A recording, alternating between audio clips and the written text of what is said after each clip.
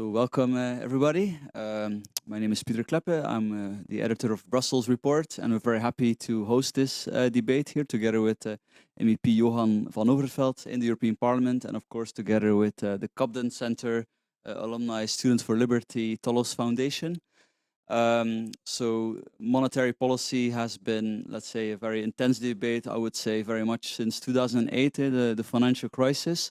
But many people have been harshly criticizing central banks since then for how they have dealt with the fallout and the problems. Despite that, we haven't seen the warnings of inflation materialize, I would say, only until 2001 sometime. And then we saw really high inflation, partially triggered, of course, by energy inflation.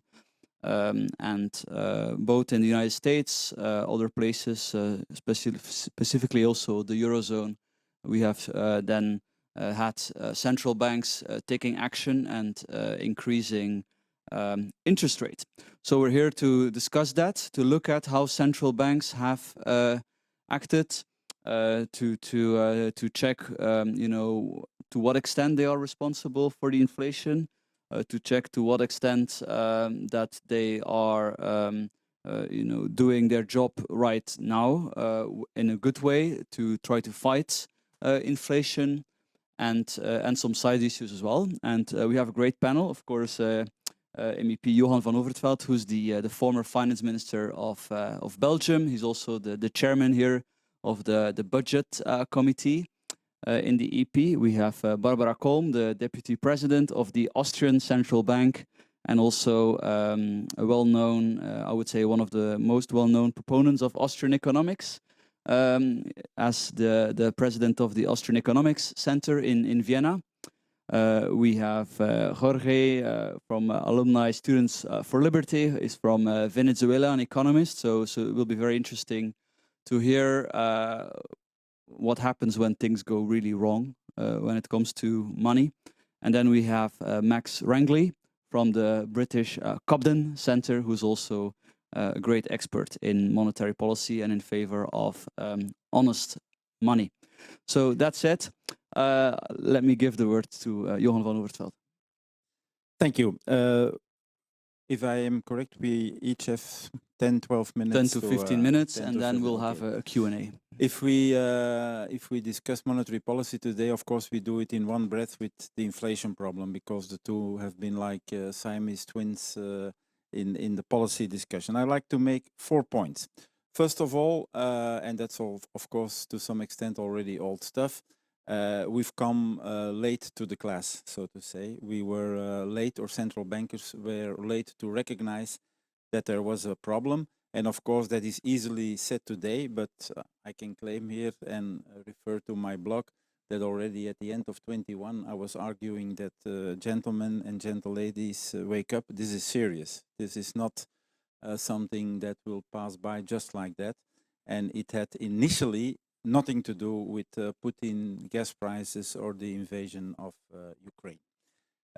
Why did it take so long in terms of months for the central banks to wake up? I think the basic thing was a kind of complacency, where central banks more and more took for granted that what they said about inflation was what automatically would follow, and that if they kept repeating that they would act if inflation would really in a significant way deviate from 2%, that they would intervene, and that has of course worked as a boomerang for the central bankers.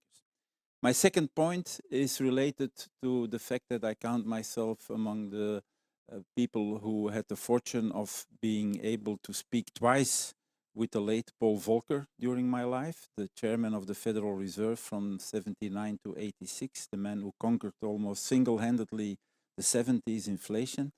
And the last time I met him was during the period I was Minister of Finance in 2016 at the annual meeting of the MFF, where he told me inflation will come back. Sooner or later it comes back, or it always comes back. And don't forget, my dear friend, if you want to conquer inflation, you never can conquer inflation without real interest rates. that means inflation rates at least as high as the, interest rates at least as high as the inflation rate. If you don't do that, forget it, you will never conquer inflation, you will have ups and downs, but you will have the problem on your plate. So that's something I think we should take into account today. We can, if you look at core inflation, we can say that the Federal Reserve is more or less there, more or less, still a little bit to go, but the ECB is of course far away from getting to real interest rates. The conclusion of this point is of course that if they don't do the increase in interest rates up to the level of inflation, that they are not serious about fighting inflation, which is of course an option they can take. But we should be well aware of what the consequences are. You cannot say that you want to fight inflation in the present context and leave real interest rates at negative levels. That's a contradictio in terminis, as they say in Latin. Third point I want to make, it is of course not only monetary policy. It is also fiscal policy. And I'm not a very big fan of the fiscal theory of inflation. John Cochrane and other people who have written unreadable books about that. But the fact of the matter is that if you push the brake on monetary policy to control inflation, whereas the political authorities push on the gas in terms of fiscal policy, then you won't be able to control inflation. No, let me correct that last statement. You can control inflation, but at a huge cost for your economy.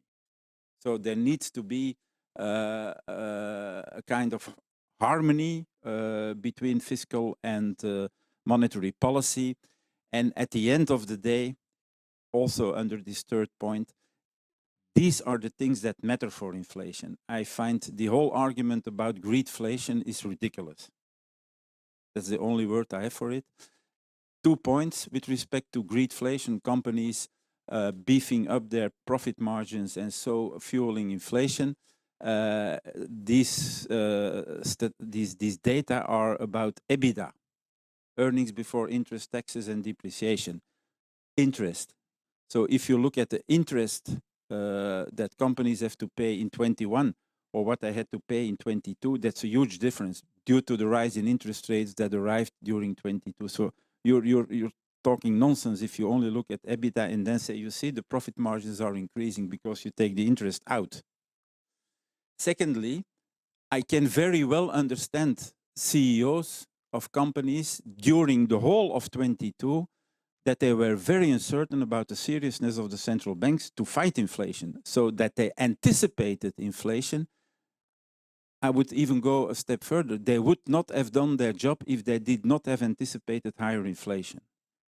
And now come back and say, like the ECB has been doing, a terrible mistake, a terrible mistake. It is the companies beefing up. Madame Lagarde said it here earlier this week in the Econ committee. That's a huge mistake. That's a blunder that no central banker should allow himself to make. Fourth element, I think we need to be, we need to throw out the window very carefully and very well thought through the inflation targeting 2% idea. I think it's nonsense. It has not served us well, because by trying to get to 2%, even if inflation was at 1.2 or 1.4, we've been doing the most extraordinary things, quantitative easing to the limit. That has not helped us, that has created bubbles, that has created all kinds of distortions that have not helped us. And I want to cite from a little book I wrote last year on what the same Paul Volcker thought about inflation targeting. And this is from his memoirs, who were published in 2000. So maybe to explain, so inflation targeting is that you do not only try to keep inflation under 2%, but if it's like 1%, you say, oh, it should be 2%. You start pumping up money when you're, according to your opinion, too far away from 2%, which in practice meant that even 1.4% was too far away from 2%. But Volcker said the following, and I quote him literally: I puzzle about this rationale of 2%. I know of no theoretical justification, but I do know some practical facts. No price index can capture, down to a tenth of a quarter of a percent, the real change in consumer prices. The variety of goods and services, the shifts in demand, the subtle changes in prices and quality are too complex to calculate precisely, month to month or year to year. Concerns are being voiced that consumer prices are going too slowly just because they're a quarter or so below 2%. Could that be a signal to ease monetary policy or at least to delay restraint, even with the economy at full employment? Certainly, that would be absolute nonsense. That's Paul Volcker in 2018, and I think it's still very relevant today, so let's get rid of it. And let's take as a guidepost another man who maybe is less fortunate in terms of his historical legacy, Alan Greenspan, who defined price stability, because then if you throw out inflation targeting 2%, what then is price stability? And he defined it as that state in which expected changes in the general price level do not alter business or household decisions.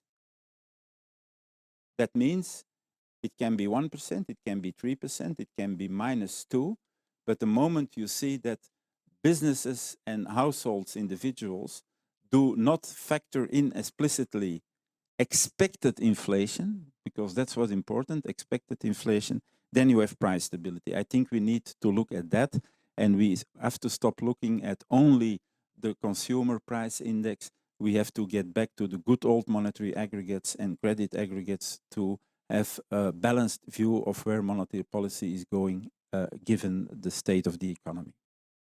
Thank you. Thank you very much. Then we will now move to the second speaker, Barbara Kolm, Deputy Governor of the Austrian Central Bank. Maybe if you can hand the micro, I think we only have.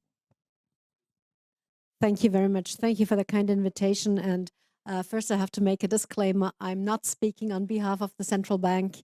I'm speaking as Barbara Kolm, as a private individual who runs the Austrian Economic Centre and the Hayek Institute. So from this background, you may see where I come from. And this is also why I would like to pick up on two things. First of all, monetary policy and fiscal policy, which was already mentioned, and or actually those two things should have been kept separate and independent. And I said, I just say should have been kept. Until now, we have the situation that we are in, where we can solve the problem right now only if we have a close communication and a close collaboration between fiscal policy and monetary policy.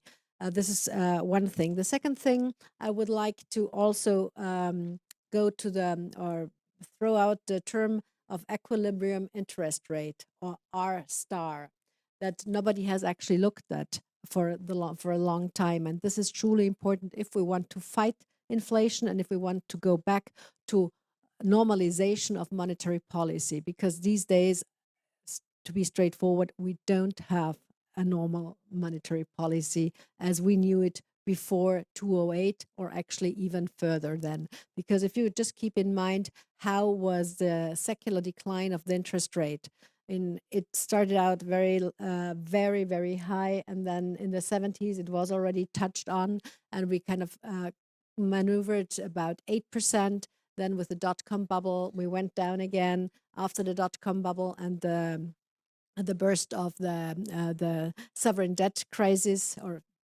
put it this way, the sovereign debt crisis came to Europe because of Fannie Mae and Freddie Mac, the GFC.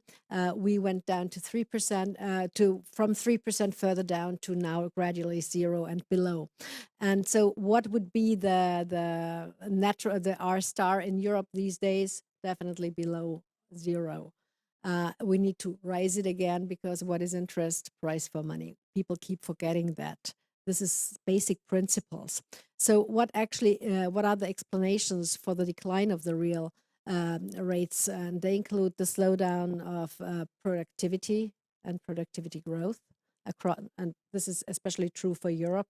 And since we are here in this building, it should be addressed as well. How can we create growth again in our economies? Then the shifts in demographics, also a truly European problem these days.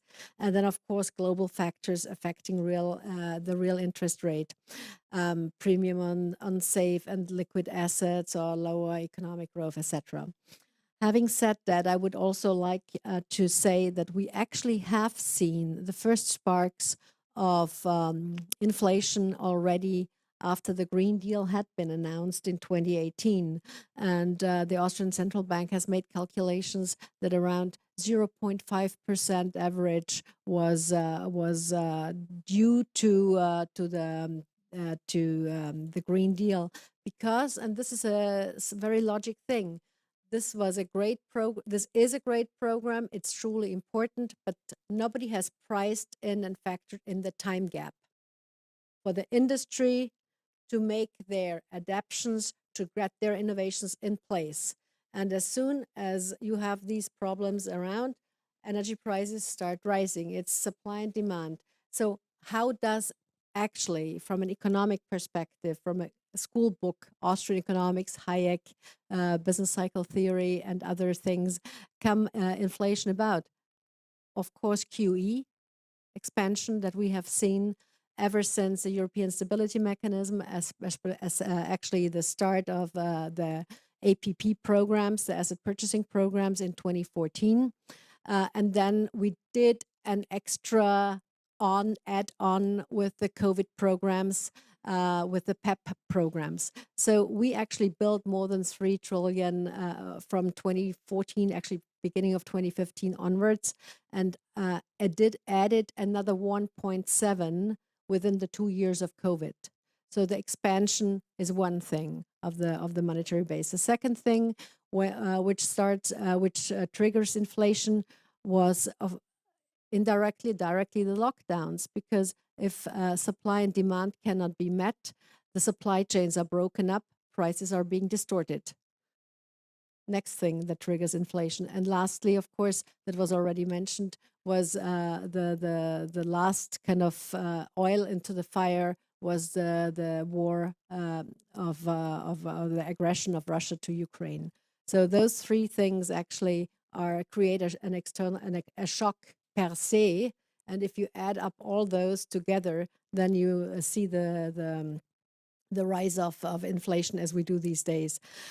So what is the roadmap? How can we get back to normalization of monetary policy and get rid of this unconventional monetary policy that we have seen? So one thing would be, of course, the rise of our star, which is interest rate. But then there is other things, that is non-standard tools that we should look into, that allow the central bank's policy space that is constrained by the zero lower bound to get back to the rise. We would also look into other tools like the stop of the APP programs has already been in place. We reduce the balance sheet by 15 billion per month in average. However, looking at the balance sheet of the European Central Bank and, of course, our national central banks, it will take a long time if we do it at this rate. So having said that, and this I have to stress it, you already mentioned it was too late and too little with regards to the rise of the interest rate. As an Austrian economist, I would say we should have done it latest in 2016 when the growth rates had kicked in. So this would have been a perfect opportunity to start rising interest rates back then. But obviously this did not happen because of policies to save certain countries in the south. Another thing that we should look into was communications, and this was since you mentioned Paul Volcker, in the 70s, the communication was totally different than it was than it is now. And back then, the so-called forward guidance was straightforward, and it was expected, was explanatory, And now it is over the past years, it was just kind of meandering through and not straight. So this is something that one could also or needs to change as well. By the way, the Bank of Japan has also finally dropped forward guidance after 30 years or so almost. And then, of course, the targeted long-term refinancing operations, the TLTROs, need to be looked at very closely. Let me see. There are, of course, if you look at this unconventional monetary policy, there are positive sides with it. And there are negative sides. The negative sides I already mentioned before. This was the zero negative policy interest rates. It was the forward guidance. It was the QE programs, and it was the loan subsidies, the TLTRO. The positive sides, if you want to look at this, it was the provision of additional liquidity with very interesting conditions for banks, which actually refinanced them or actually changed their business operations and models during these past 15, 20 years almost. Now there's a joke going among the bankers. The young people in the industry need to learn and to operate again under the scheme of interest rates, because this is what many of them had not been working with and had not studied and do not know the business model of a classic retail bank. So they will have to start completely rethinking and redoing their business models. And then on the last sentence, I would just simply say, CBDCs will not be a solution to the current problem of inflation. We can only target inflation with reducing, as I mentioned, the sheets, rising the interest rates, and finding a balance. Of course, there will be issues with many so-called zombie companies that have been able to survive for a very long time due to the cheap and easy loans. But I think this is something that we need to address on another page. But maybe I would keep it as for now for the first round. Thank you. Thank you very much, Barbara.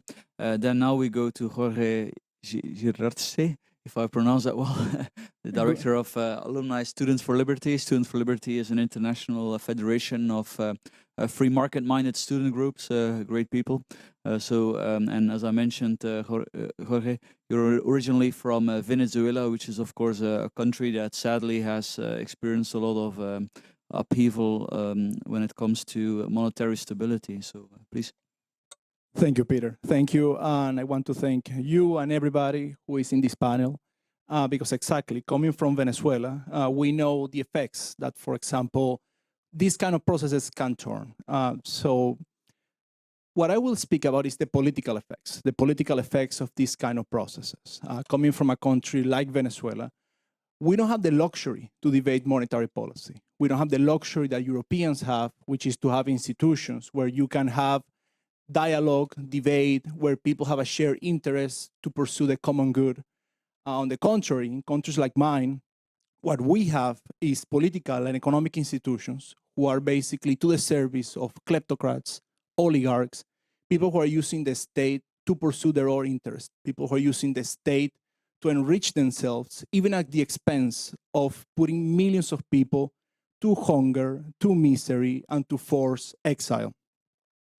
And it is important that I begin highlighting this fact, because inflation and economic mismanagement is not just an economic problem, it's a political problem. If Europe wants to preserve the democratic and peaceful institutions that you have, you need to have an economy that creates prosperity and opportunities for the people. What I believe is that there is a two-way relationship between political instability and economic performance. Because what is the problem with countries like mine is that you have democratic governments who encourage mismanagement. You have democratic governments who create economic problems. And that leads to populist and demagogue processes.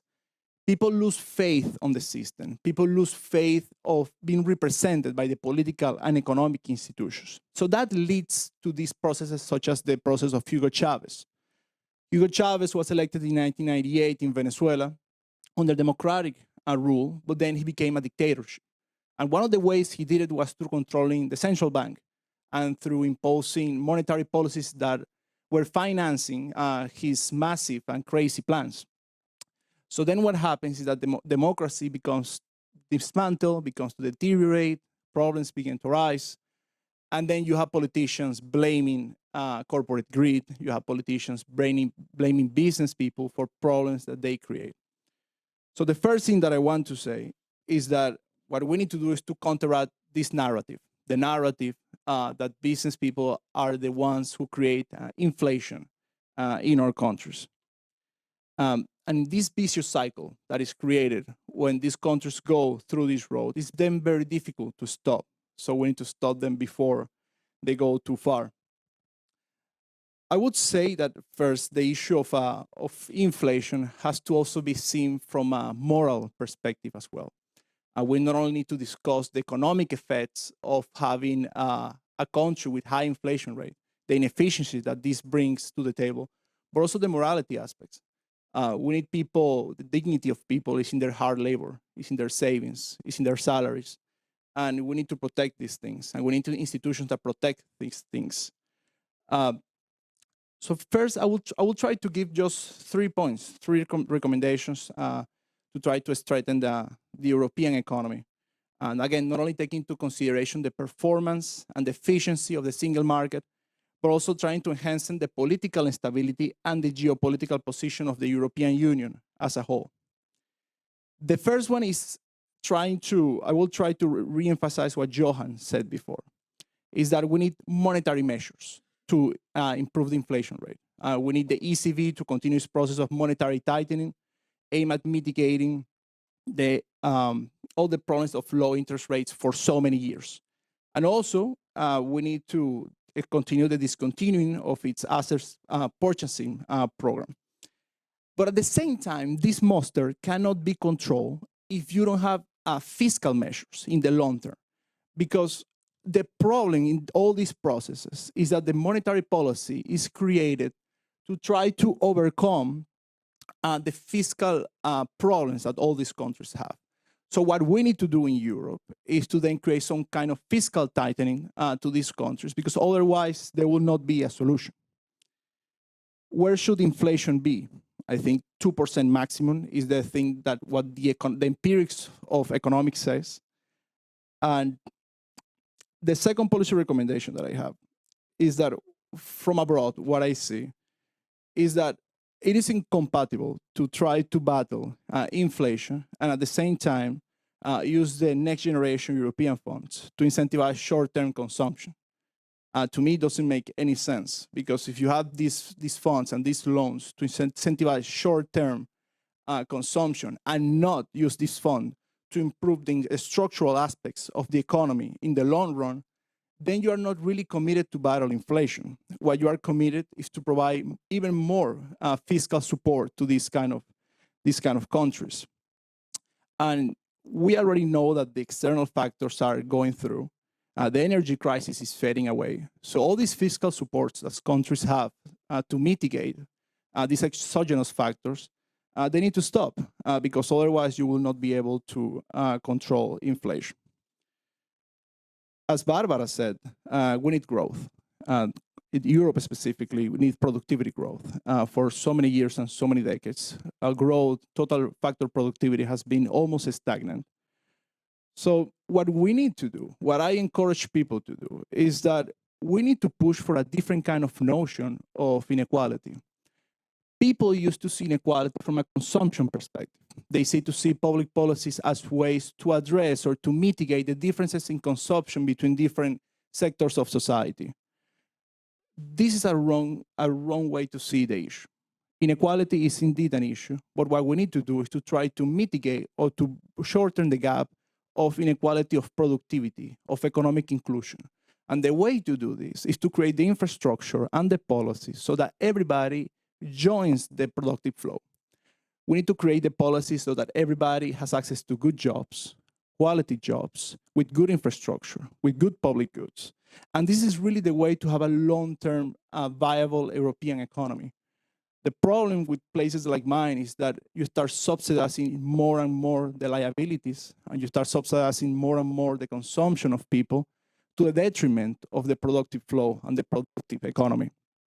And when that happens and this process continues, then we know what are the results of that. So for the next gen loans and infrastructure, what I would hope the European Union would do is to incentivize this structural transformation that Europe needs, because Europe definitely needs a transformation. Like coming from abroad, what I see is that you have all this capacity, you have all this potential, but the policies are in there stopping the people and stopping entrepreneurs with all the regulations and all the difficulties that they face. And the third element that I would like to emphasize is that we are living also in a new paradigm in terms of geopolitics. We saw it with Russia last year, but we also see this with China. And I think that this new economy that we're trying to build, this new economy that we're trying to design then in Europe, it also has to have an element of resilience. And how can we build this resilience? I do believe that, for example, the European Union has to find ways to mitigate the leverage that China has in the region. China likes to blackmail, likes to coerce countries for their political ideas. So we need to find ways that we all, at the European Union and abroad, that we join. 2 weeks ago, I was speaking in something called the Copenhagen Democracy Summit. And there I heard an interesting proposal, something called the Economic Article 5, which is similar to the NATO Article 5, but for economic matters, which basically means that we, democracies, we should find ways to protect each other from external attacks in the economic realm, which is something that China does on a consistent basis. China has done it with Australia, with the European Union, and with other partners. So something that I will encourage is the European Union to keep strengthening this. I have talked to people close to the European Commission that have mentioned me something called the anti-coercion instrument. I believe in that. I believe in this kind of geoeconomic tools that we can use to mitigate the problem that we have with China. And similarly, of course, continue decoupling with the Russian economy, continue decoupling with the Venezuelan economy, because I really believe that last year was a wake-up call that authoritarians are on the march, a wake-up call that dictators are emboldened, that they are forceful, and that they believe that they can win this battle between democracies and autocracies. And a central element to win this battle is us to have a strong economy, a united economy, an economy that provides jobs and opportunities to people. Because something that I see when I come to Europe is that many young people feel forgotten by the system. They don't have hope for the future. They see the state or Brussels too far away from them. And what we need to show them is that democracy and the European project is the best project that they can have. Because for me, from somebody who comes from Latin America, this is a beautiful project in which people can unite, in which cultures can become more interdependent, in which you have a single market, you don't have tariff, and you have created a space of collaboration where all of you in Europe have a single agenda. So we need to protect them. And one way to do it, honestly, is to rethink the way we see our economies. We don't want inflation. We don't want a state that subsidizes consumption to the point that it destroys the economy. And what we want is to find a ways that Europe is productive again, grows again. And that's why this panel is so important, because ultimately economy can change the lives of millions of people. When people, for example, leave hyperinflation, people left hyperinflation in my country in the millions, then their lives are completely destroyed. Their savings are destroyed, their salaries are destroyed, and that's not fair. That's not a just system. And the things that we are all, we are all advocating here is a system in which people can enjoy the benefits of their work and can live a. Thank you very much, Jorge. And actually, it reminds me, if you look at the situation in Turkey now, Turkey, which is sort of between the two worlds, definitely partly in the authoritarian part of the world, you can see how monetary policy is crucial there. Erdogan is trying to appoint Volcker-style figures at the central bank, at the Ministry of Finance, and so far the markets do not seem convinced. The Turkish currency continues to crash, but it's a good indication of how important monetary policy and solid money is to sort of stay on the right side of the authoritarian versus liberal divide, I would say. So that said, let's go to last but not least Max Rangeley of the Cobden Centre. Thank you very much, Pieter, and thank you for inviting me today. And this event really couldn't come at a more important time, just as more and more people are at least beginning to understand some of the implications of monetary policy of the last few years. But it's important to understand that actually inflation is really just the tip of the iceberg in terms of the consequences of central bank policies. Over the last few months, we've seen a series of bank failures in the US, and last year we saw the near blowing up of parts of the British pension system as a result of so-called liability-driven investments. And this caught a lot of policymakers by surprise. Yet in actual fact, most of this was very predictable. So I actually gave a series of speeches here in the European Parliament through 2018 and 2019, and actually even some years before that, talking through some of the consequences of 0% interest rates. In particular, the extraordinary distortions that were being caused to the economy and the historically unprecedented buildup of risk in the economy as well as a result of these policies. But it's also important to understand that this huge buildup of risk and debt has not just taken place just in the last few years, but actually over the last generation or so, really from the 1980s onwards, what we've seen is central banks responding to each recession by creating a series of larger and larger debt bubbles, by setting interest rates lower and lower. So this current roughly $300 trillion global debt bubble that we're in, which is just beginning to unwind, is not something which just built up during COVID or even during 0% interest rates. This has been inflated over the course of 40 years, which is something quite historically unprecedented. So today I'm going to talk through a couple of issues that relate to this. First of all, I'm going to briefly outline the current monetary system, and in particular, how money is created in a modern economy. And then I'm going to touch on a couple of key economic thinkers, which help us understand the predicament in which we now find ourselves. So first off, then, the current monetary system. How is money created in a modern economy? And this is crucial to understand. So the vast majority of economics textbooks, in fact, almost all of them, teach something along the lines of the following. What a bank does is it takes money from a saver, it leaves some in reserves, and it then lends out the rest of it to borrowers. So, for example, Joe walks into a bank, he deposits $10,000, and the bank, for sake of argument, leaves 10% of that in reserves and lends out the other $9,000. And it may, for instance, charge 6% interest on those loans and pay 3% interest to Joe, so-called fractional reserve banking.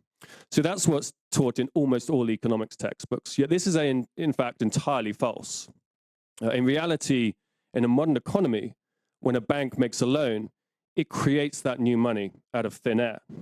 So if you go into a bank and you want a mortgage to buy a house of, let's say, £500,000, the bank does not go into its reserves and find a pool of savings of £500,000 and lend it to you. It simply creates that £500,000 out of nothing. Now, you may well find this quite extraordinary. And in fact, I've explained this to a number of people over the years, and I've even had some very senior people in banking and even central banking that have been quite incredulous. So I interviewed some people right at the top of this system over the last few years, including William White, who was the chief economist at the Bank for International Settlements, that is the central bank of central banks, based in Basel, responsible for the Basel regulations, which you may well have heard of, and also Lord Adair Turner, who was the chief financial regulator in the UK, and has also actually worked with the Bank for International Settlements in Basel as well. And indeed, they both confirmed in these interviews, which are published, that banks do not lend out savers money. When a bank makes a loan, it simply creates that new money out of thin air right there on the spot. But you may well be thinking then, are there some ethical considerations with this system? And indeed there are. So if we return to our previous example then, if you want to buy a house and you go into the bank to borrow £500,000, the bank then creates that money on the spot. £500,000 of new money is created into the economy. And you then proceed to spend the next 30 or 40 or 50 years paying interest on this money, and of course paying down the principal. And in fact, now we're seeing the first multi-generational mortgages being given. But then, of course, additionally, if you happen to get into financial difficulties, if you lose your job, for instance, and you're unable to make your mortgage payments, the bank will then take your house from you and it will sell it in order to pay off that mortgage. So you, in essence, will be living your life as a debt slave based on money that was simply created out of nothing by the bank at that moment in time. But there's also one other point relating to how money is created, and that's the macroeconomic aspect. So just as new money is created when a bank makes a loan, when people pay off debt or when they default on their debt, that money is actually destroyed. It simply ceases to exist in the economy. So what we see is during boom times, when assets are going up in value, we see a lot of money created by banks in the form of loans. But then when the credit crunch hits, assets fall in value, people default on their loans, that money is actually destroyed. So this is what we call a pro-cyclical monetary system. It gets into feedback loops, both during the boom and then also during the bust. And that then brings me on to the next part of my talk today, then, which is looking at a couple of key economic thinkers who are relevant for understanding the consequences of this. And the first is Richard Cantillon, who was an 18th century French economist. And the second is Friedrich von Hayek, who was a 20th century Austrian economist. But today we'll actually start with Hayek. And one of his key ideas was that interest rates are a critical pricing mechanism for the economy. So in many respects, similar to the price of food or fuel or consumer goods. And if we think about when governments, for instance, set the price of food artificially low, for instance, in Venezuela, we know what the consequences are. There are food shortages and in many cases starvation. So really we should not be surprised that when central banks set interest rates artificially low, what we end up with is these huge debt bubbles, but also other far more subtle forms of distortion to the economy. But as I mentioned in my intro, this is not something that's just happened over the last 5 or 10 years. Really from the 1980s onwards, central banks across the developed world have responded to each recession by setting interest rates lower and lower, thereby generating larger and larger debt bubbles. So if we think about America, for instance, when the bubbles of the 1980s burst, in property and some other sectors, in the late 80s, the response from Alan Greenspan in the early 90s was to set interest rates at 3%, the lowest interest rates for generations. And then following that, there were several years of the Greenspan put. And that all served to create an even larger bubble than that of the 80s. That was the dot-com bubble. And then when that burst in 2000, the response was even lower interest rates of 1%, which then created an even larger bubble, the housing bubble. And then, of course, when that burst in 2008, the response has been the lowest interest rates in history, years after years of 0% interest rates. And that, in fact, has created a far larger bubble than that which existed in 2008. So in 2007 and 8, the total global aggregate debt, that is household debt plus corporate debt plus government debt, was around $150 trillion. That was already by some margin the largest debt bubble in history, both in absolute terms and relative to GDP. But after years of 0% interest rates, that reached around $300 trillion of global aggregate debt. So in fact, far from bringing about a return to prosperity, what central bank policies like 0% interest rates have done is served to essentially double the size of the global debt bubble since 2008. Now that then brings me on to the second thinker I mentioned, which is Richard Cantillon.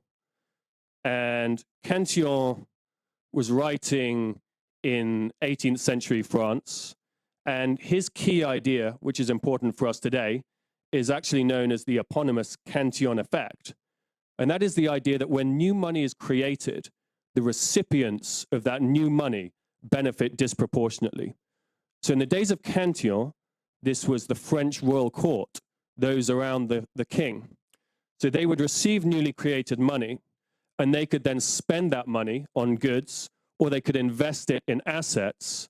And then over time, that money would circulate around the economy. And the prices of goods would go up, and the value of assets would go up. And of course, the people who receive this newly created money last, i.e. the peasants, will have to suffer the consequences of those rising prices. But if we think about a modern economy in the 21st century, then, it's not so much those around the French royal court. The people who benefit from money creation, it tends to be large corporations, large financial institutions, and also speculative financial institutions, such as hedge funds. A hedge fund, for instance, if it needs to borrow money at 8 or 9% interest rates, it can only leverage up so much. And in fact, the majority of funds would not be really profitable if that was the case. But if they can borrow money at 0% interest rates, they can leverage up massively, and they're effectively artificially profitable. They're benefiting from this new money creation. And what they will also tend to do then is pull in resources from the rest of the economy. So we've all heard of physicists and mathematicians and engineers going to work for hedge funds and other speculative financial institutions rather than doing something productive and inventing things. And that's because those types of institutions have benefited from this system of money creation over the last few years, but to a certain extent over the last generation. And so to conclude then today, there's really three key points that I've touched on, which I think are important to understand if you want to get to grips with what's happening now and, in my view, what's going to happen in the coming years as things get much worse. And that is, first of all, the system of money creation. So the economics textbooks actually have it wrong. Banks do not lend out savers money. They, in fact, create new money when they make loans. And again, you can see the published interviews I've done with people at the BIS and elsewhere on this. Second of all was the idea from Friedrich von Hayek that interest rates are a core central pricing mechanism for the economy, just as important as the price of food or anything else.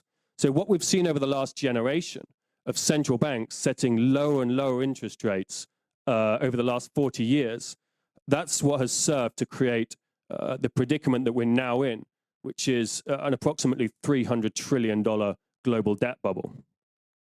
And then the third point I touched on was Richard Cantillon, and in particular his idea that when new money is created, the beneficiaries of this system are the people who receive that money first.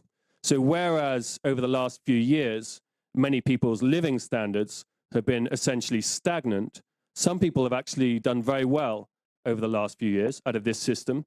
And if you look a little bit more carefully, what you will generally find is that those people who did very well over the last few years are those people who were on the receiving end of the newly created money, the huge amounts of newly created money over the last few years.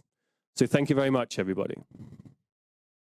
Thank you, Max, for providing some insight on how a lot of the problems that we witness have deep roots into our monetary system. Actually, before I go to the floor, I would like to go into one small thing of your story.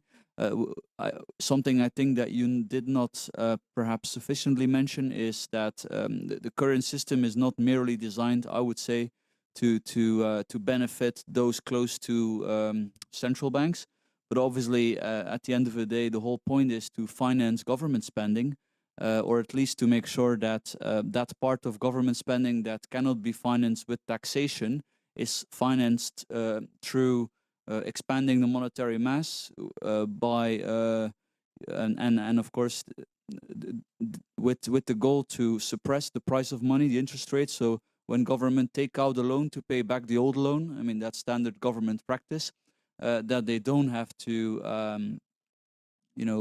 that they don't have to pay high interest rates, with the side effect ultimately being what you mentioned, that those sort of inside the financial system, specifically hedge funds, but of course also anybody with a banking license would benefit. So would you agree that sort of the intention is maybe not bad, is to try to keep government financing going with unintended side effects, rather than that it was meant to benefit those close to the central banks?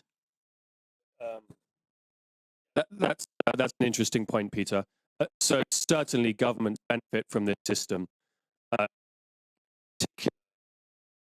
Huge government bonds have been purchased. And yes, so the system has not been set up deliberately to benefit these providers. In fact, there's many people within central banks that are now looking seriously at how to reform it, including actually William White, who I mentioned, who was at the BIS. But nevertheless, it is in general will reserve, because they do certainly benefit from it. Right, good. Maybe unless somebody else wants to make an intervention related to the last point, we can maybe go to the floor. Oh yes, Barbara. I mean, there was a good reason why we had the Maastricht criteria and other rules in play. And if we break our own rules, what do you expect then? And again, I think the division back then should have totally been made between monetary policy and fiscal policy, which actually did not happen. Now we have to make sure that fiscal policy and monetary policy goes hand in hand, in order not to overspend and make the same mistakes that we did during the COVID crisis. Okay, you wanted to chip in, or? Yeah, sure. What I can say is that this is all about fiscal policy. Like, that's correct, because monetary policy in itself follows politics. And I think that's the dangers of it, is that we say that we have central banks who are independent and who are autonomous and all that. And all that is great in theory. However, what really ends up happening is that the central bank needs to follow what the fiscal policy is trying to do. So in Latin America, we always have these hyperinflationary processes because of the fiscal deficits from the central government. This process is exacerbated in countries like mine, where our source of revenue or fiscal revenue is so volatile, because in my country it's from oil revenues.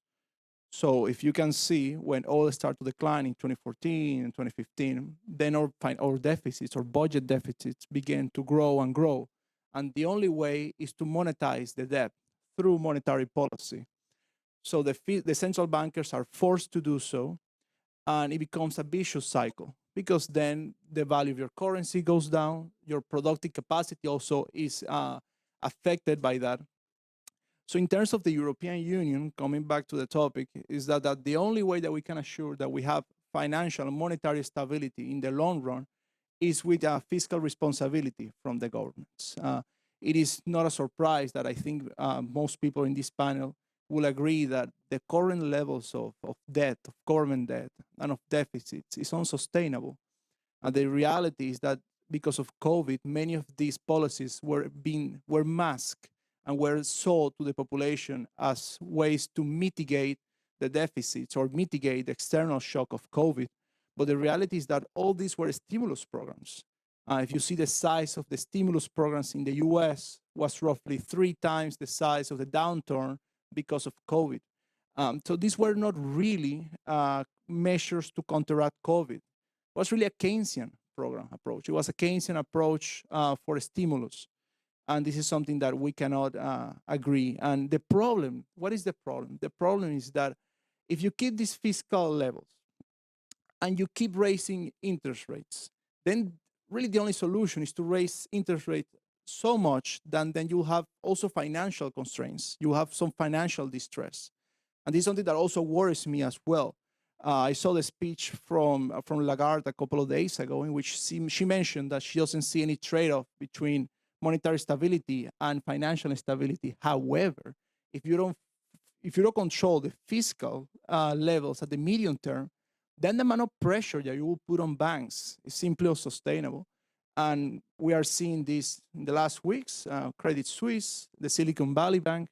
So I really believe that, yes, there is no trade-off, fiscal, financial stability and monetary stability, as long as you have the fiscal stability in check. Maybe, Johan, also what I wanted to add, and specifically for you, I mean, as a finance minister, you had experience. You served as finance minister during times when Greece was at the verge of leaving the Eurozone. It's clear that apart from financing runaway government spending that cannot be covered by taxation income, specifically in the Eurozone, a lot of these programs are, of course, meant to keep the whole monetary union together, right? Well, as a matter of fact, the ECB has become the ultimate guarantor of the further existence of the euro. It's quite it's as simple as that. And one of the things that we need to look out for in the coming period is if the ECB does what Lagarde and others have been saying recently, that we will see at least two more interest rate increases, probably 25 basis points. But anyway, we will inevitably, if they continue on that road until we have real interest rates, positive real interest rates, then you can bet on it that we will see the spread, which is the difference in the interest rates on, for example, German bonds and Italian bonds or Greek bonds, will start to increase, which will create a huge political, well, it will first create a financial problem, and then the day after it will create a huge political problem, because obviously the pressure will then be on to do what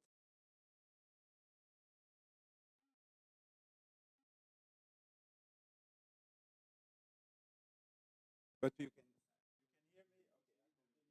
Okay. Continue like that because the mic is back now, okay. To make sure that these Italian, I don't want specifically to point to Italy, as a matter of fact, I could also point to Belgium, to bring these interest rates down.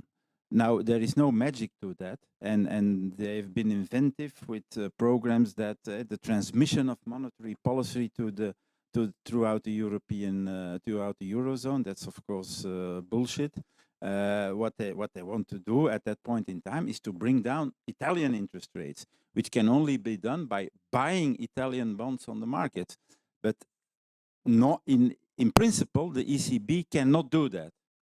If the ECB intervenes on the bond market, it has certain rules to follow, that it can not only buy Italian bonds, but it also needs to buy German bonds and Dutch bonds and Austrian bonds and the whole thing. It cannot only buy Italian bonds, which is, at the end of the day, the only solution to an increase in spreads on Italian bonds. And we'll see what happens then. We see what happens then if the Germans and the Dutch and probably also the Austrians see this happening, whether they will say, Madame Lagarde, you will have to stop doing this, because that's the end of the euro. By the way, that's a book I wrote 10 years ago. Because it will be unbearable for Italy, because their interests burden on their huge debt will explode. They will have to default on their debt. And there's one thing that nobody ever speaks about that I want to raise here, and that in my humble understanding of things has played and is increasingly playing a huge role in all the intra-European economic discussions, and that's the target 2 reality. What is target 2? It's the kind of internal, how should I say, internal system of accounts between the countries. And if you look at these internal accounts, they were, until the financial crisis of 2008, they were basically zero. They moved a little bit. Today, we have a situation, I didn't check recently, but a month ago, we have Germany has a credit on the euro system of 1,200 billion euros. The euro system has a debt towards Germany of 1,200 billion euros.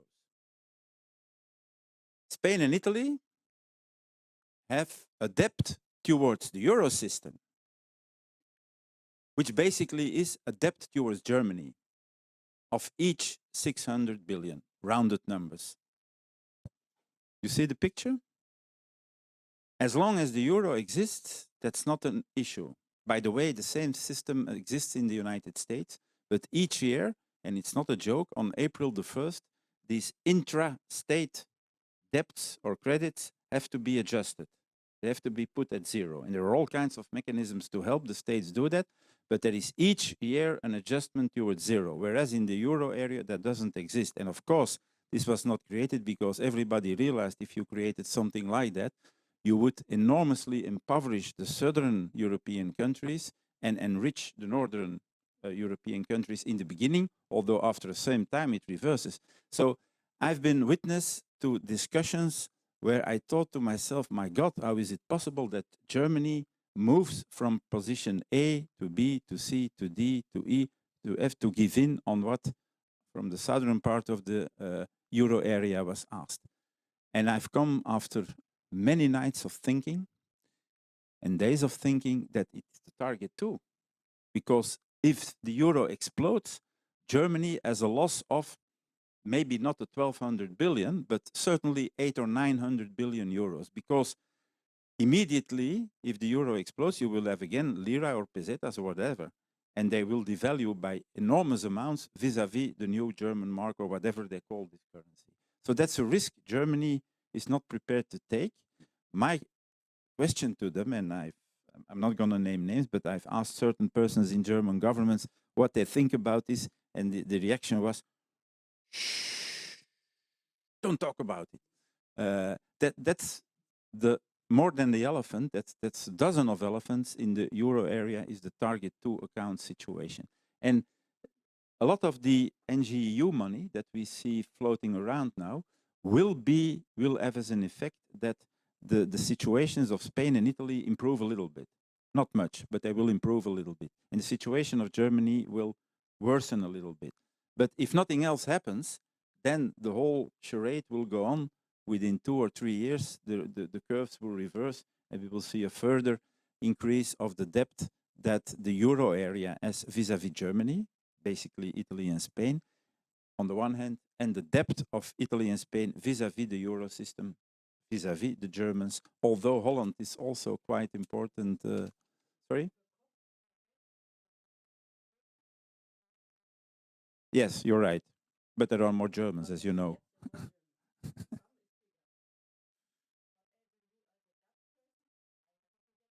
Yes.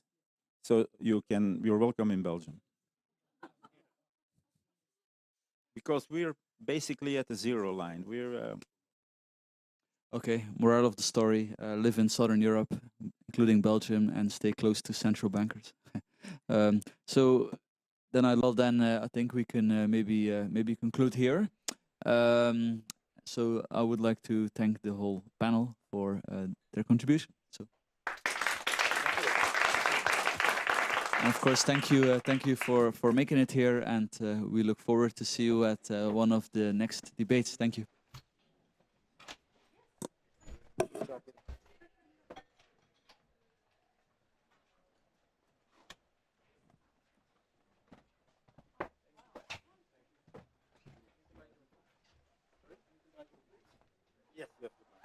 my